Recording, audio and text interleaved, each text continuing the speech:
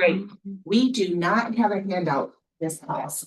So you wanna take notes. We do have a PowerPoint board so I can stay on track. And I wonder, I'd love to have somebody who watches this. So if you're watching this later, would you tell me if it helps to have the PowerPoint? Because I don't have to do it. It just seems like it would be helpful. So today, what we're really going to be talking about is, as you can see, let's figure out how to advance the slide. There we go. Hold on. Yeah, okay. Today's class isn't really about making money. Today's class is more about managing money, which nobody talks about with realtors. Nobody teaches this.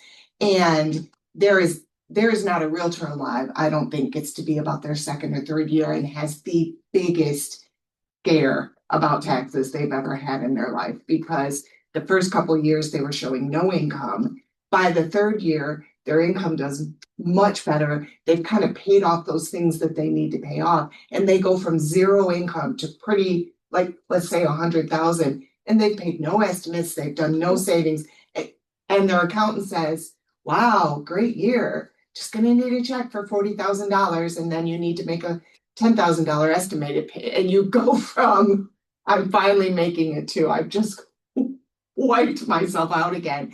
And then by the third or fourth and fifth year, they're literally paying that year's taxes plus trying to keep up on there. So I don't know why this isn't taught. And actually, we are a huge step ahead just from when we do business planning. Because when we do business planning, we don't talk about gross commission. We talk about net commission less expenses.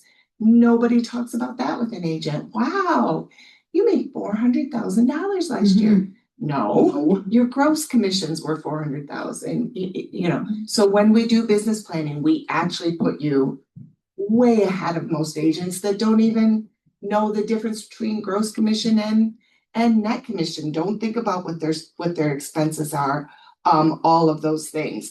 And we talk about budgeting and we talk about saving. So those are all done during business planning, your GCI, your net, your monthly goals, your expenses. So this isn't about figuring that out again. This is about what to do with the money once it comes in, because frankly, that's where most agents struggle. So what do we do with the money? 5 buckets, and really it's 2 buckets. It's a 60-40 formula, right? 40% is what you live on, 60% is what you put aside. And that 60% is 20% for taxes, 20% for business and office expenses, 10% for savings, 10% for charity. Before I write this all down, are you gonna send this to us after? I could send you the slide deck, sure. Okay, Yes, I was just gonna Yeah, say. no I problem. said see photos, but if you're gonna Yeah. send it to us. So that's your 60, 20, 10, 10 is your 60. Your 40 is what you live on. And if you think about it, coaches, right? You take a football coach, especially football.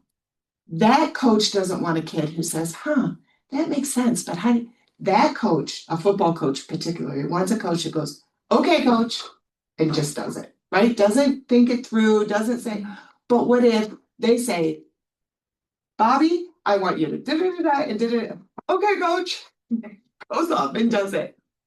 If you literally today said, okay, coach, and just started didn't even do the 20, 20, 10, 10, but just literally split every one of your paychecks in 60-40, and the 40 went into your living, what you and your spouse or whoever paid bills with. Can you imagine the financial position you'd be in if you lived off 40% of your commissions? Right? Just It makes sense. My husband and I, Freddie and I, am I already to that point? I think I'm going, this is going to be over very fast. Actually, it's the next slide. Sorry. Nope, it's not the next slide. Sorry. What is the next slide? Sorry. Okay, a minute. Yeah. Well, we'll do this too. But Freddie and I not only split it and frankly, we do it with his salary. So when every year, I tell Freddie's office manager to take a ton more out of federal than what he would normally pay, and that's to help me, because we're both self-employed, but he's a W-2 and I'm a 1099, right? So we withhold way too much federal, and he has direct deposit. And I have a certain amount direct deposited into the bank at Comerica, it's separate banks even, that we pay our bills out of, and another bank, KCCU, that is literally a savings account.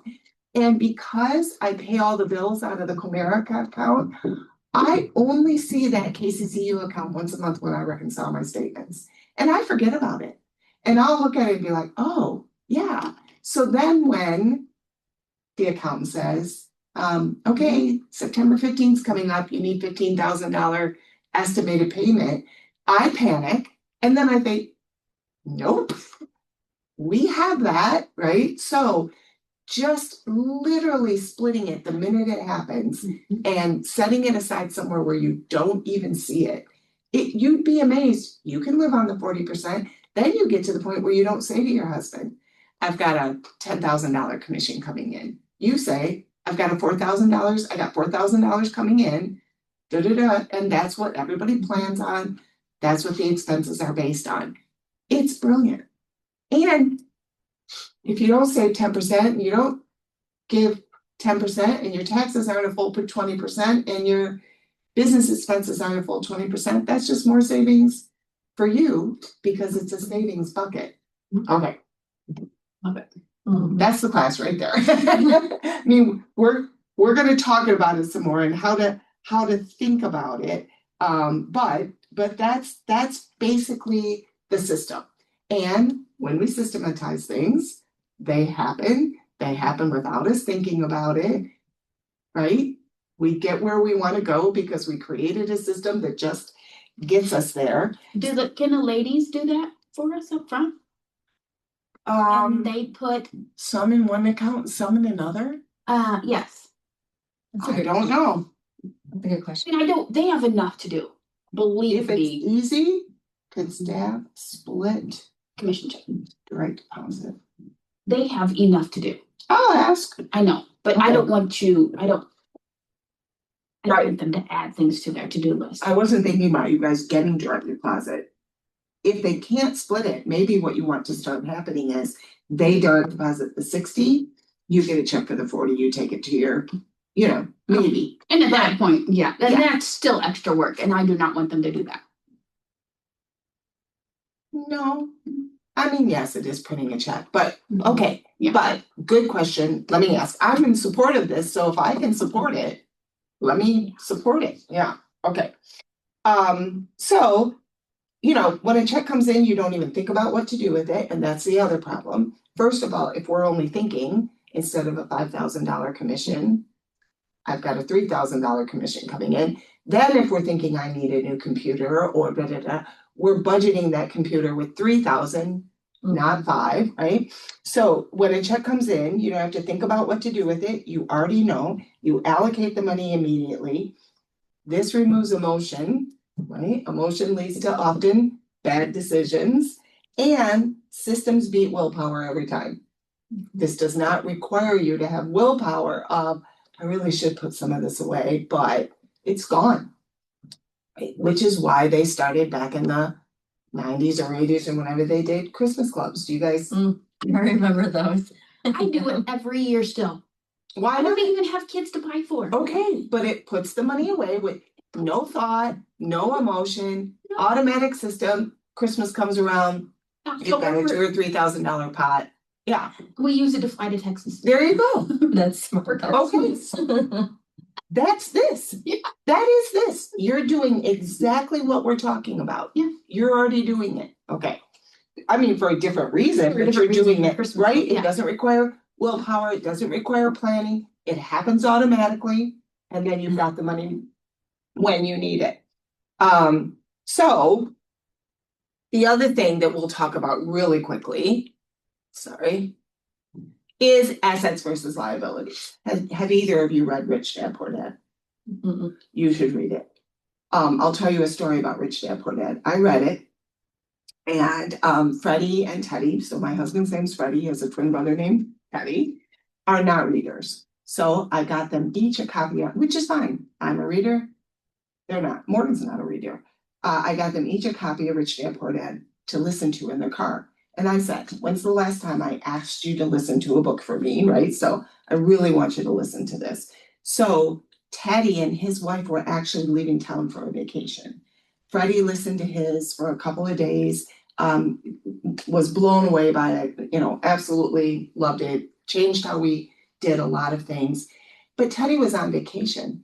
Well, Friday rolls around and we get a call from Teddy, who is Freddie's business partner. Where are you guys? Home. Why? What's up? Can you meet me? What do you mean? I'm gonna be home in about 10 minutes. We're on our way back home. Can you meet me? Just pull in my driveway. We'll just meet when.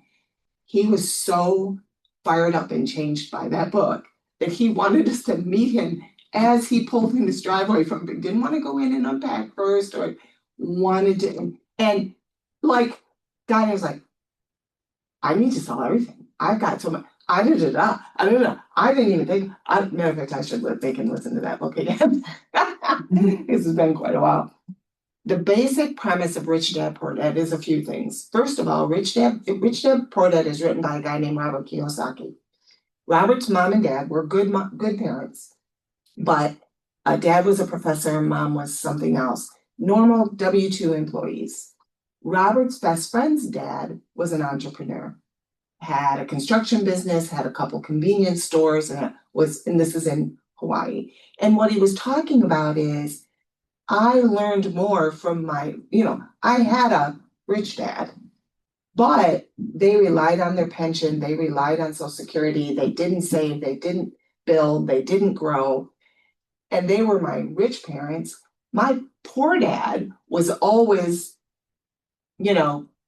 scheming and da da da da da da da. And yet, my poor dad ended up being the billionaire. My rich dad ended up retiring on Social Security and his pension, and so the whole difference between that kind of live on what you got mentality and that grow what you've got, save what you've got. And two of the big premises of the book of Rich Dad Poor Dad is, first of all, pay yourself first.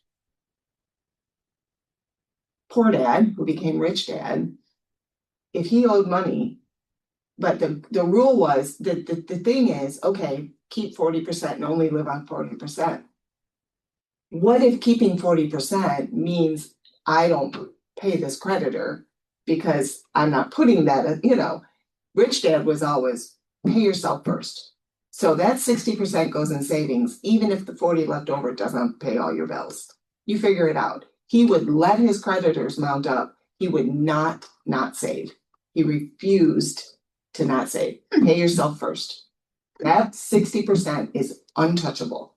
You don't pull from it it is for those things and those things only. You figure it out with the 40. And if it means putting a creditor off, you put them off, right? That pay yourself first. And the other thing was knowing the difference between an asset and a liability. An asset is something that makes you money. So if you buy a house and that house appreciates, it's an asset. If you buy a car and that car depreciates, it's a liability. If anything you buy is either making you money or it's a liability.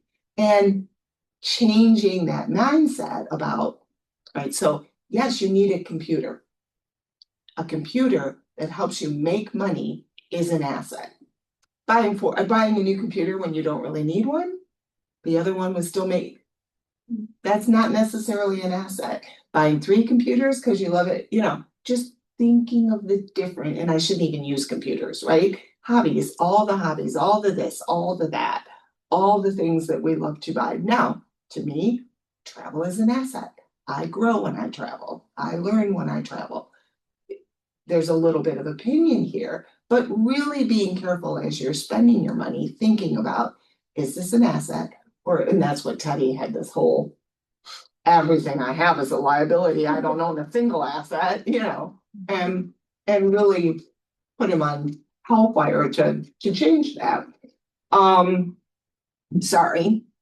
You sort of think in terms of an asset or liability, does it make it money or just make you feel better? And remember to that, time is money, right? And most of what we spend money on doesn't actually move us forward. And I heard a really good, speaker the other day that was talking about just the garbage in the US, just the junk, just the plastic whatnots, that the little tools for our kitchen that we never use, the cute little things we buy the grandkids. Freddie's terrible about that. Yesterday I said, I'm throwing this car in the garbage, nobody wants it. Well, what is it? I said, it's a tiny little race car that nobody's playing with, and I'm throwing it away. Well, it's not a Hot Wheels, is it? I said, nope, it's cheap plastic.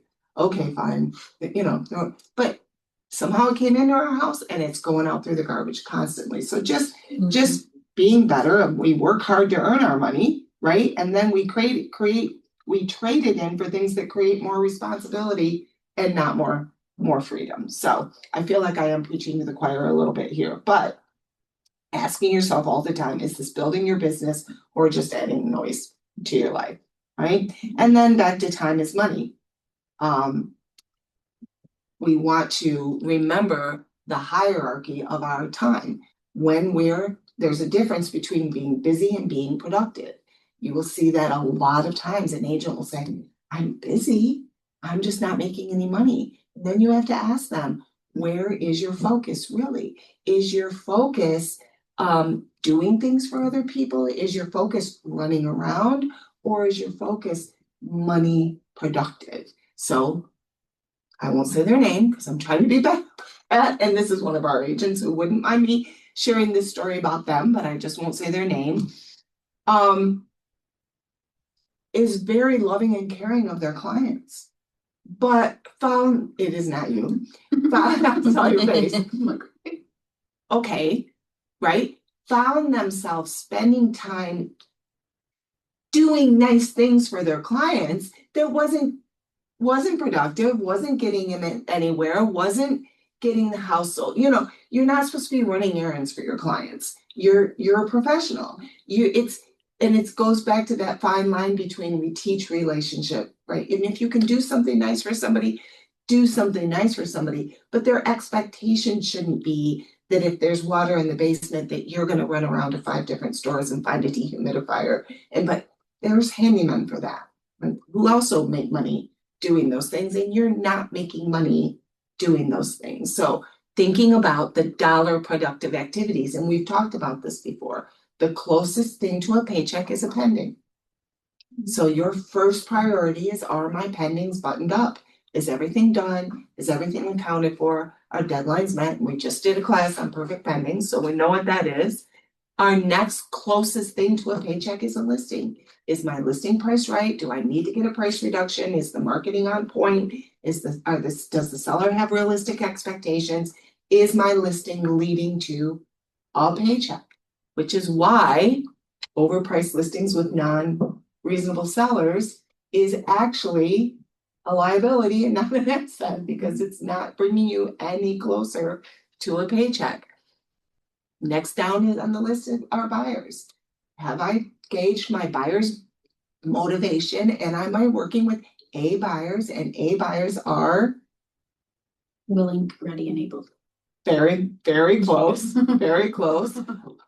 Qualified, motivated, and loyal, right? Are they qualified for the purchase? Are they motivated to buy something? Are they loyal to me to buy it? Those are the buyers that bring me closest to a check. If the buyer isn't those 3 things, I'm pushing them to be those 3 things. If they are those 3 things, then they're ready to buy. Let's buy a house. Next on the ladder is repeat and referral. Am I keeping in touch with past customers and clients to have them call me when they're ready to buy or sell again, or give my name out? Am I asking for referrals? Marketing is a waste of time if you're not asking for referrals, right? The worst thing that will happen to you is somebody you kept in great touch with that comes up, good news, we sold our house. Because you were being nice to them, but you weren't saying, please give my name out when you get a chance. Make sure you call me when it's still marketing. So repeat and referral. And then the farthest you are from a check is prospecting, but prospecting has to be done. How do I bring new people into my database? How do I attract new business?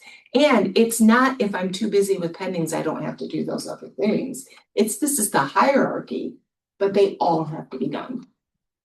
And they're done with, starts with an S and ends with systems. Systems. Right? The way we make sure all those things get done is we have a system. Every Tuesday and Thursday, I update my pendings. Every Monday, I call all my list. I review my listings, review the feedback, call my sellers, get them closer and closer and closer to a reasonable price. So I get a check.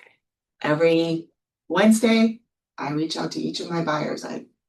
Go ahead. I didn't wanna lose you. No, go for it. Nope, it's right there. You won't lose me. As soon as I get feedback, I let my seller know right away. Should we be holding feedback? I usually did. You usually did. The only time I'm gonna call you immediate with the feedback is there's water in the basement or whatever. Okay, But I set up that expectation. okay. I said, I will call you every Tuesday. And on that call, I'll give you the feedback of any showings we've had. I'll believe me, if the feedback is we think we're gonna write an offer or there's a flood in the basement, you'll hear from me sooner. But if the feedback just is, the normal feedback wasn't right for us, I wanna see all the feedback from the week. I wanna see if we can see any trends out of it. And when I call, we'll be talking about what we can learn from that feedback. Then I set them up to not expect immediate feedback. I keep my promise. I call them and we do talk about the feedback, but that saves a ton of time. What do you do? Well, right now I'm calling everybody every Monday and Thursday, but I'm trying to scale that back. And I was calling everybody, no matter if it was a listing, a buyer, or a pending on those 2 days. So now I was just sitting here thinking, okay, I need to change that. Maybe I'll call pendings Monday, listings Tuesday, buyers Wednesday, change it around because I've set myself up to be available all the time and I call them for every little thing. And I'm trying not to do that because I find that I'm so busy on the friggin' phone all day long, talking to everybody that I'm trying to shove everything else in the nooks and crannies I have left over. So. And again, think about it. I have not heard from my accountant since I submitted my tax stuff to him a week and a half ago. I'm not worried about that. I know that soon I'm gonna get an email or a call saying, here's our few questions. I'm gonna answer those few questions. Then I'm gonna get an email or a call saying, here's your return, I don't need that constant feedback, but I also don't expect it. If I need something, I will reach out to him, but I know what the cadence is. So not only don't I need it, but I also don't expect it. So my doctor even, they don't even get back with you anymore. They tell you, look in your portal. They don't even get back with you anymore. Now, I'm not advocating that because I love my doctor, but I second guess who I'm using when when the service is so removed. I get it. I get it, but I don't love it. I think part of my problem is that I get phone calls from somebody during the week, either after I've updated them or before, and they're asking me questions, and then I'm like, oh my God, do they think I'm not working for them? Do they think I'm not doing anything? Maybe I should probably call them and talk to them. So that gets in my head where I don't want them to think I'm not doing anything. And then I start making phone calls of what they're asking on the day I'm not doing that. You know what I mean? It just, yeah, I'm trying to reel that in. How would it be if first of all, again, training them. The problem with picking up the phone at 9 is now I know you'll pick up the phone at 9. If you never pick up the phone at 9, but you always get back with me, then I know you're not gonna pick it up, but you are gonna get back with me. I'm okay with both of those. You're the one that trained me. Well, I started turning on since our last meeting, I started turning on the notifications or So the that they notifications are see. silenced. Kelly has her And notifications. usually I turn it on at like 7 o'clock at night because I'm like, okay, I need to. Yeah. decompress a little bit Yeah, without thinking about anything. yeah. Unless it's an emergency. And they'll then- see that. Mhm. They'll see Kelly currently has her notifications Yeah. turned off, and fine, she'll see it when she turns them back on. I mean, does that ever piss you off? Would it piss you Mm-mm. off with any other licensed professional? No. No. Right? So it's really that training. So what I was gonna say is, again, you wanna be careful what you train them of. If they call you and you text them right back, now I know you're training me. You're not gonna pick up, but you're gonna answer me. Mhm. Would it be so bad if an email went out and said, I got your call, I'm working on that, and we'll fill you in on our Monday call? No, I think that's perfectly, and that's just, I don't know if it's being new and being overzealous and just trying It is. to, and right now I feel like I got so busy in the last couple months and it's been, so I've just been trying to, I don't know, stay on top of it. And Yeah. Yeah. And I think when I'm making changes to my business, especially making changes that set boundaries, like let's say with you agents, right? Let's say you guys were calling me too much at night and it was too much and I've trained you that, so now I have to fix this and that. One of the things that really helps me is to kind of make a decision about who I am. What is my acceptable response to you? So I have to decide who I am. Once I do that, then it's very easy to me with zero guilt to say, first of all, to say it to all of you, because I don't want to single one person out. But then I go to an office meeting and I say, okay, guys, I want to bring this up. I've noticed I've been getting a lot of calls after hours from agents, and I've always told you I'm available to you because I know you would not be calling me if you didn't need me. However, I'm getting calls that could wait. And I've noticed that, and it's not one person, I'm getting calls that could wait. And so I'm just letting you know from now on, if it's 8:30 or later, you're gonna have to leave me a message. I'm gonna screen the call. If it is an emergency, I will call you immediately. If it's not, I'm gonna answer you in the morning. Would any of you have a problem with that? Mm-mm. No. Would some of the people in the room go, that's me. Does it matter? Have I insulted you? No. Have I? No. No. My That's me. She's right. Good. My first Good. instinct was, oh, that's me and I'm annoying and I'm bothering her and. But I know that is me too. But you would also think, good. I'm glad she's gonna do that. I'm glad she is, because then I can call and get it off my chest. I know that she may or may not answer, and that if it's a good, I'm glad she's She doing can that. decipher whether it's an emergency to me. Good for her. Wouldn't you say good for her? Oh, yeah. Okay, clients are gonna be the same way. You have to decide, what do I find acceptable? What's the right way to say it? And then I'm gonna tell all of my clients this. But the sooner you tell them, now, I'm coming back and fixing a mistake. So, but what's even better is you set that expectation right off the bat. Okay, guys, here's how this works. I'm actually working all the time. But just like you, I have to set boundaries on what's going on. So what I find works, and this, right? I'm not saying, so here's what you're gonna get. I say, what I find works great. I have found a solution that works great. It's still important that what I'm doing serves you. What I find works great is you will always get a call from me Monday morning. And on Monday morning, what we will talk about is, if you've asked me some questions that I need to do some research on, I'm gonna spend my time doing that research. I'm gonna have an answer for you. Any showings we've had, I'm gonna get all the feedback together. I'm gonna put it in something where we can see the trends or whatever. We're gonna talk about feedback. And then we're gonna talk about strategy moving forward. Sound great? Great. Now, if something comes up that's an emergency, I get feedback that your basement's flooding, or there's something that has to be handled right away, I'm gonna get back with you right away, of course, or we have an offer, obviously, but otherwise, you're always gonna get a full update from me on Monday. Sound good? And if they say, yeah, sounds great, good, we're done. You know what to expect. You call me, you get an email that says, got your call, I'm working on that. We'll definitely follow up with it in our Monday call.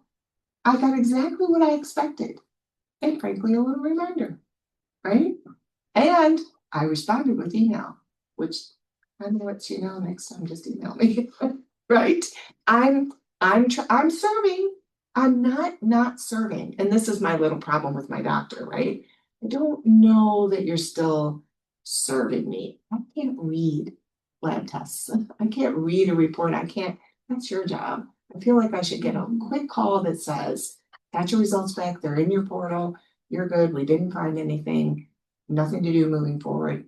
Thank you, even your nurse or whatever. So, you know, at the point, if you feel that little guilt, like, am I still serving? You're probably not. And I'm not saying don't serve, absolutely serve, but there are boundaries and limits that serve completely that you can set to protect your time, and so much better. And then, same thing, you do get that call or that feedback or that question.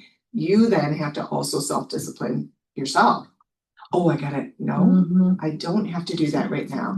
I'm gonna add it to my list and I'm going, now I could have, can staff do that? Oh, good idea. Hold on one second. And run upstairs, ask staff, can you split their doing? No, I'm gonna write it down. I'm gonna deal with it when I get a chance. And I don't have to drop everything I'm doing and answer those questions. Okay, but that takes your own self-discipline. Okay. Good on this? Yes, all right. I love the way you're starting out your business right away, because I did not start mine out that way. Of only doing calls, you know, certain times, certain days. And Lisa's, we've talked about this before, and I still manually send listings that my buyers could be interested in. Still, Lisa and I went over this a trillion times, and I still manually do it. I was doing that until I think Monday was the first time I set up somebody, because I have the 4 pendings, which should be all closed hopefully next month. Yay! Good for Hopefully you. all the problems be fixed. Or this month, I should say. And I have 4 new buyers coming on. And I'm like, I can't sit there every single day and pick through what I think they want. I'm like, I really need to quit doing this. So I just got on YouTube real quick, looked up the instructions again, got on there, and I'm like, okay, now everybody's set up with what they need, and I don't have to worry about it until they call me and ask me to see what they want to see. But I'm like, I just can't, because I have listened a lot to, if you're not, while I'm busy doing all this other stuff, if I'm not still prospecting, then when all this goes away, I'm going to be sitting here empty-handed thinking, well, what now? And then that's not what I want. So I have still been so thick in the prospecting part of it. And I have to do that a couple hours a day. Like, that is my thing. Well, that's what you need to admire her for. I am bothering people every day, all week long. I am sending out letters. Because that is what I worry about. I worry about it drying up. I'm not worried more about what I have to do with what I already have, even though I am, because I don't want anything to go wrong and I don't want to, You don't have to worry. You're just working hard. But I don't want to be sitting there empty-handed in a couple months. So to me, the most important thing to me right now is the prospecting part. Wow. Good for you. I had to start out strong like that, because well, and the thing is that I got good advice from the beginning, because that's what I started doing from day one. And now I have 4 pendings, a listing, 4 buyers waiting. And it's like, I haven't even been here a year yet. And I'm like, oh my God, like, this is, it works. It does work. And I've set up in my calendar everything I have to do for every day. If it's a social media post, or who I need to call, or just everything, every Monday, Tuesday, Wednesday, and Friday, I have certain things. So I have implemented my systems and made sure, just so that I stay completely on track with everything. Because frankly, you've already experienced that. You've already experienced got those 3 pendings closed. Now what? I mean, you've already had that. You had a little bump and then a quiet, and and it is tough. It is so much easier if you can be like, I'm wrapping up these 4, but I got 3 coming up. Boom, I'm just constantly keeping that pipeline full and moving. Yeah. The other day I counted up, I had 32 text messages from different people that's not counting the same text messages, how many times I've texted that one of those 32 people. In one day, I had 32 different text messages going out to different people So let me ask you a question. With email, do you check your email constantly or do you check it at certain points throughout the day? constantly. Oh. Well, I was gonna have you use your email as an example of what you should do with text, but you're not doing it with either. There should be times a day that it's easier when you're busy. If you're at a listing appointment, are you checking your texts or your emails? Not emails, no. I check a watch really quick to see if it's my daughter Why? Huh? Why? or emergencies. I don't know why. I wouldn't. If you look at your watch while we're in a listing appointment, I'm pissed. Right? You have You said no, something about that before because I generally won't even bring my phone in. I won't even have it so that it shows when I'm with somebody. yeah, Because you've mentioned that several times about yeah, we need to be. yeah. Yeah. I'm not trying to, sorry, that was a No. little strong, Listen. but okay. Wait, come on, who are you talking to? Right now, my phone is here. I did shut it off. I would not answer a call. I would not look at an email. I would not look at a text. And I bet you my husband will text me 3 or 4 times in the time that we're doing this. Nobody expects that well, they do expect it because we do it. But my husband does not expect that I read his texts as I get them because he knows I won't. He knows that if I'm doing this, I'm not reading text. And frankly, yes, One of the please. as a closer, one of the rudest things I always felt was when the realtor was on to their next customer while they're sitting in a closing room, while they're texting, while they're answering the phone. It's like, you have these people for what, 40 minutes in this room? And it's their biggest moment. Yeah, and Yeah. you're already on to the next Mhm. your next paycheck. It's like, Mhm. that just was one of my biggest irks as a closer. Mhm. Thanks you for that. Sorry. I No, that's good. I covered a closing for somebody with Cassie scrambling. Gosh. Cassie was on her phone. I almost, for some reason, buyer and seller closed at the same time, which I hate that too.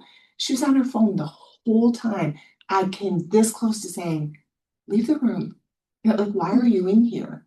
Get out. You're in just what are you doing? Yes. She was either texting or showing me pictures of her dogs, which that embarrassed me, because first of all, I'm not a big dog fan. And second of all, we're in their clothes. Shut up about your dogs. Yeah. Yeah. Thank you. You're welcome. You're welcome. Oh, and I talked about a specific agent. Dang it. Try not to do that. Mia, I don't know what to tell you other than, first of all, I think you should take baby steps. I think you should, and I think if you ever had a person in your life that just shuts up like a parent, you may not do that anymore. A teacher, whatever. Like, Miss Tasker, if I see you with gum in your mouth one more time, you're out. And you had to just quit chewing gum in class. Did you ever have you've got to do that to yourself. You've got to pick one thing that you could make yourself stop doing on the fly and just say, I may not do that anymore. And there has to be a plan for when you will do it. Do you find that because you've been in it longer than I have, I know part of my reason for being so overeager is there's thousands of other realtors out there. If I don't answer it, if I don't do it exactly, I don't call this prospective buyer back, if I don't call this prospective listing right away, I'm gonna lose it. And thinking, okay, well, hey, that means they have somebody else. That means I'm not their favorite. That means they have somebody else. Turn that around. What if you thought to yourself, because this is how I felt about myself. Now, not my first few years, it took a minute, but what if you thought of yourself as my clients love me and my clients know me and they know leave a message and they would never call someone else. I mean, it's all in your mindset. A great dad used to say this all the time. Great service does not equal 24/7 availability. Great service is great service. I know agents who are available 24/7 who aren't good. you have to define what is great. What is great is somebody who will tell you to your face, eyeball to eyeball, that you're being unrealistic. What is great is somebody who knows the answers to questions or gets them and doesn't say, well, I think you know, what is great service is somebody who will tell you what you need to hear, even if you don't want to hear it. That's, you know, who you can rely on, who's responsible, who's reliable, not who is available 24/7. Yeah. But you've got to, I mean, think of your other service providers. Are they good? Alex Shensky, right? He's a good lender. Is he available 24/7? Can you reach Alex and have him pick up every single time you call? Or do you have to leave him a message sometimes? And you have to wait for him to get back to you. And you're not mad. He gives great service. Okay. He's actually coming in today. He's coming in today. Yeah. Oh, that's funny. Yeah, I hear about him a lot. He's oh, is that this? Yeah. Yeah. Getting Gotcha. a buyer in here today. Oh, gotcha. Be face to face with him. Good. He's like, hey, I'm gonna be in Battle Creek. Why And don't we a just meet in message. person? Yeah. Awesome. And I'm like, hey, you can meet my buyer right here in the office. He's Yeah. like, really? I'm like, yeah, Great. come in here. Awesome. Good. But again, you know, think of a professional that you admire that does a great job that you would never think to call at 8 o'clock at night and tell yourself, I could be that. Yes. Yeah. And I can call my doctor's office after hours and leave a message. Mhm. Nobody says, that's the other thing you have to remember. I'll never forget that change in me.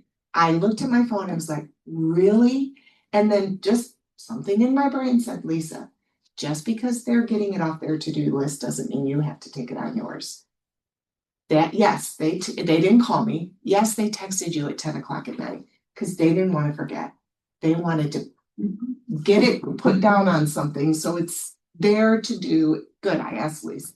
They didn't expect an answer from Lisa. So take the text. I Don't have to worry remember about it like that, and that's a good way to remember. They're It's just off their list. their plate. Yeah, Yes. it's not like they want an answer right now. No, They just want to they make sure just they don't did want to that forget to task. ask. Yeah. So they ask. Which I Doesn't do a mean- lot to other people, just randomly, just so I know yeah. You do it to me. You said yesterday, hey, I'm just sending this to you now, but could we meet tomorrow? Mhm. Right? Yeah, And I do it sometimes too. Sometimes, yeah. not all the time. Yeah. I'm like, hey, I want to talk about this tomorrow. Or Right. hey, if you're available, And- can we talk now? And I could get mad at you, or I could just say, okay, I'll talk tomorrow, no problem, right? You're just getting it, you're just making sure you get the request in. I don't have to do the work right then, just I think because with you. this career in particular, like you said from the beginning, there's no black and white. No. Everything's so gray, and there's so many questions all the time, and so many, well, what if I did this? What if I don't do Yes. this? Or what if? So there's so many, especially being so new. I'm only What looking if- because I want to make sure we stay within time. What if I don't do this? Is it gonna be bad? So a lot of times in the beginning, when I would message you late, it's because I don't know if I need to do this right now. Well, Do I let's- need to do this? You know? Let's talk about that really quickly.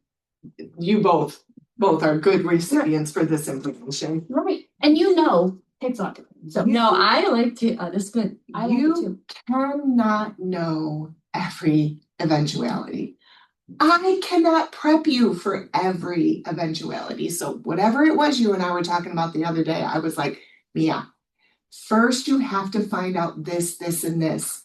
Tell me what they are and then I can advise you. I can't advise you if I need to know, do they have an attorney? Don't they? If they do, it's this advice. If they don't, it's this advice. I need to know. I can't remember what the things Yeah, they were. texted me today, last night, and said, hey, we're ready to do this letter of intent. Great. With an attorney? I don't know yet. Gotcha. We're gonna chat. Okay, good. But I can't, you can't and I can't. You've got to let go of that a little bit. Yes, it's nice to know what could happen. And yes, it's good to tell them the pros and cons. But sometimes you can't answer a question until you can't take this step until this step has been Well, decided. we don't even, sometimes I don't even know the questions to ask you the question. You know what I mean? Like, I don't even know what I need to know. What I before don't know, even- so I wanna Yes. get in my head. Yes. with everything I I need get to that. know. I get Yes, So I that. don't seem So like an there's idiot. 20 phone calls to you or all these texts, and then I feel like, oh my God, I'm texting too much. I'm gonna Because I don't know what I'm supposed to ask before I even ask the question. Well, and It's here's so here's the hard. We're problem both too. thinking ahead. Yes, we Sometimes you are. guys Too ask much. me a question and I answer it. Then you come back with a different question and I do think, oh, I guess I could have told him that too. But again, this is what really cracks me up, and neither of you do this. There are agents who will ask me a question as if it's a yes or no question. And in real estate, there just is, can I blah, blah, blah, blah, blah? If, It depends, right? What's going on with this? I mean, I can't just say, yep, you can do that. I have to know and neither of you do that. But yeah, yes, it's nice to know everything, but you also sometimes have to handle it one step at a time. Yeah. And it drove Emma insane. And I don't mind if Emma hears this, she'll say, amen, it did. It still does a little bit, but it's because as she's learning, the unknowing drove Emma nuts. Because she thinks that way. She takes a thing and says, well, what if this, what if this, what if this, what if this, what if this, what if this, and wants to know, okay, well, this, then this, and that, like literally the spider web going out. And so she's assuming her clients are going to be like her, and I've got the answer to these questions, but I don't have the answer to, and it's like, Emma, I can't give you all of those, just find out which one of these they choose, and then we'll follow the web, and it drove her crazy, but it gets better as you learn. It does. Yeah. so the B was my letter of intent, just said last night at, yesterday afternoon. Can you help us draft a LOI, letter of intent? I said, That was yesterday, God. She was like, wait. no, they texted me last night. Oh. I asked you a few days ago. Oh, okay, About thank you. I said, yes, I'm in appointments this evening. This was 7:30 last night. I Mhm. said, can we chat tomorrow? Yeah, good girl, So, good girl. You're on the road to recovery. Yeah. I don't know that, but- Yeah.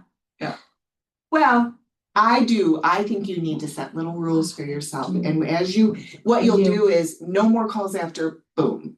And I'll put an automatic text on that automatically responds and says, thank you for your text, I'll get back with you first thing in the morning, whatever, right? I have a rule. And then what'll happen is you'll get so used to that one little change that then you'll be like, well, even this isn't good enough, I'm gonna make this additional change. And then, like she just said, it. on the road to recovery, yeah, but I think you're gonna have to. I'm be- very, yeah. very impressed with you starting it like that.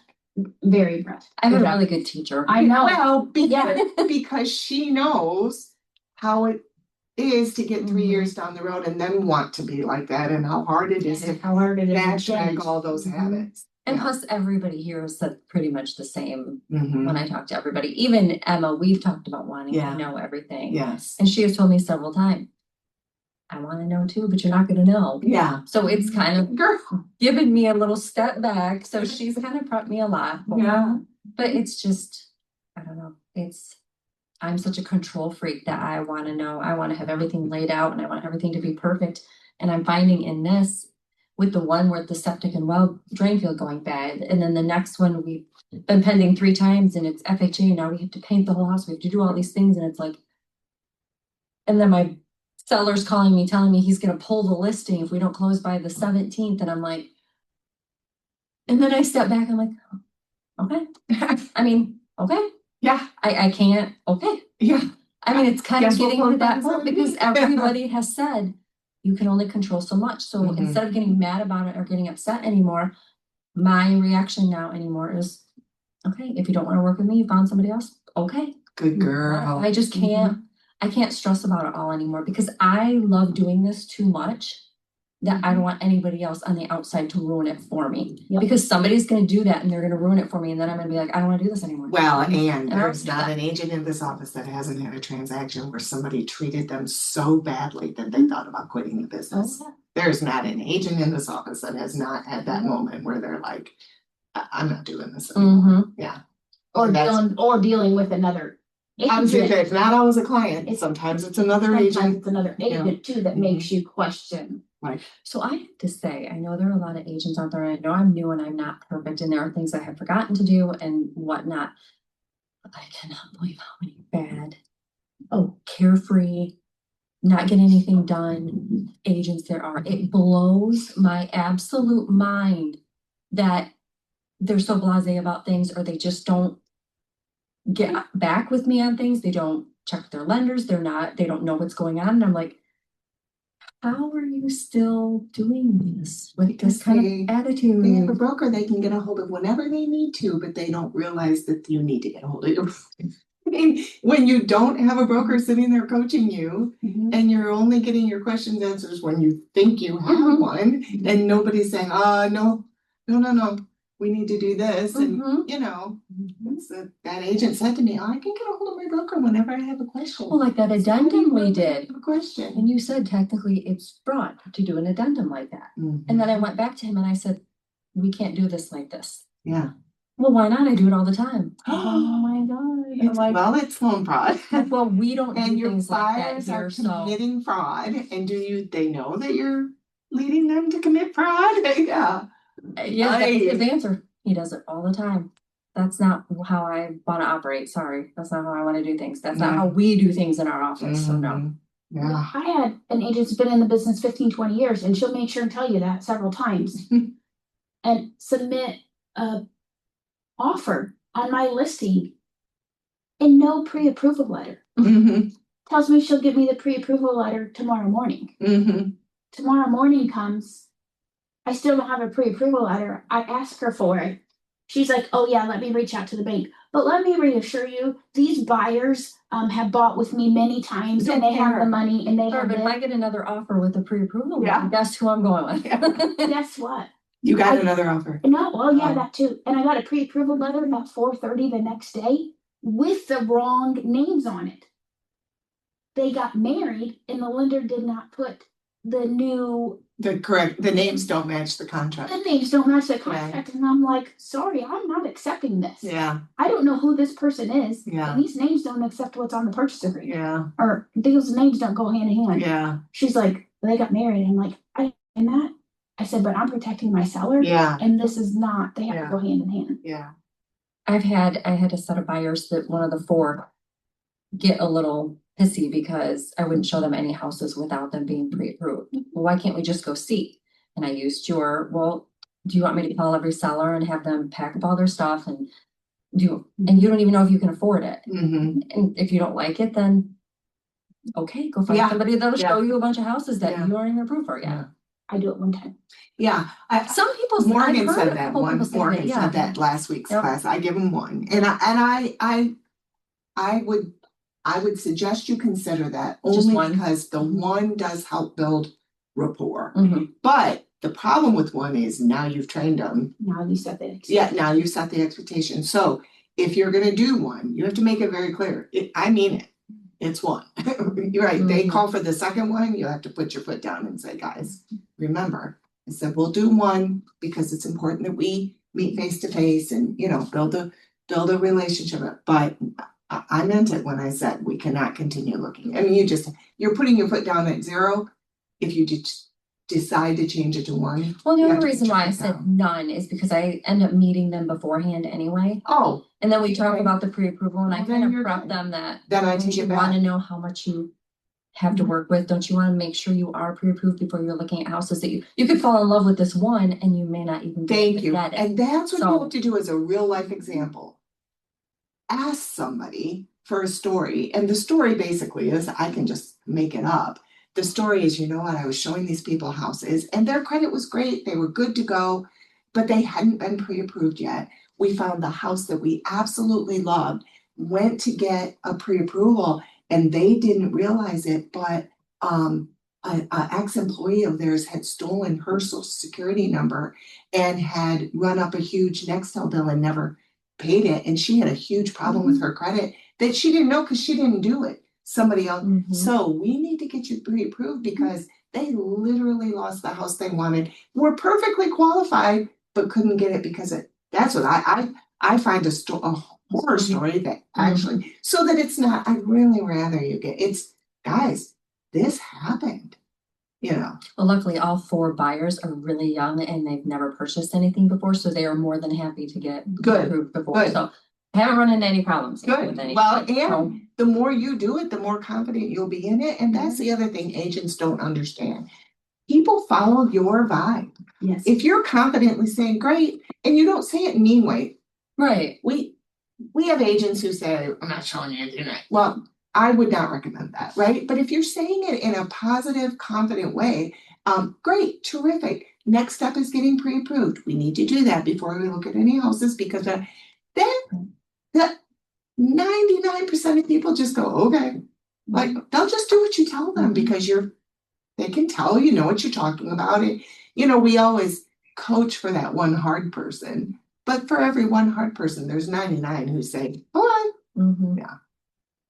same thing with listings. For every jerk who will not be, you saw it. Oh, yeah. Here's the guy that will not be realistic on price. And the next day I meet with a woman that says, okay. So. Very true.